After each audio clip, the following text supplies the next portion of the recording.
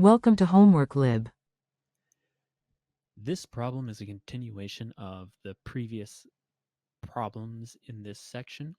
So we are given a graph, which again I have drawn here in a one-to-one recreation of the one in the textbook.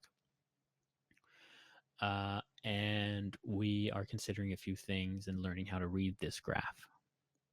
So this question makes more sense if you do the other ones first, or at least read through them so you know sort of what's going on.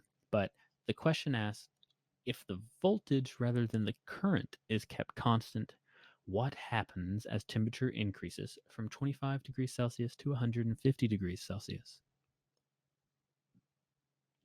So whenever you have something like this and you have a graph, it's going to always be beneficial to sort of trace out what's going on.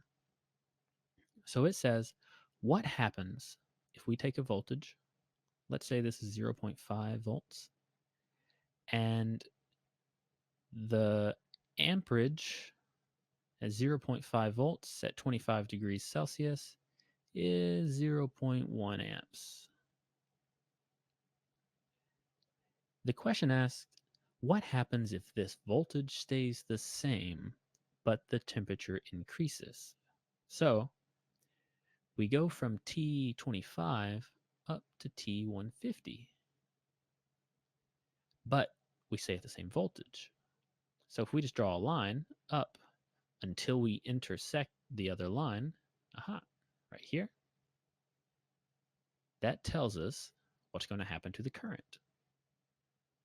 So the current does not, A is not going to work because, yeah, here we show that the current increases, but these curves show no sign of any decrease. So there is no way to say that A is going to be true.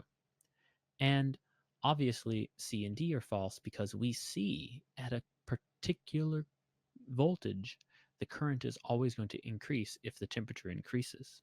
Thus, the answer is B. The current increases.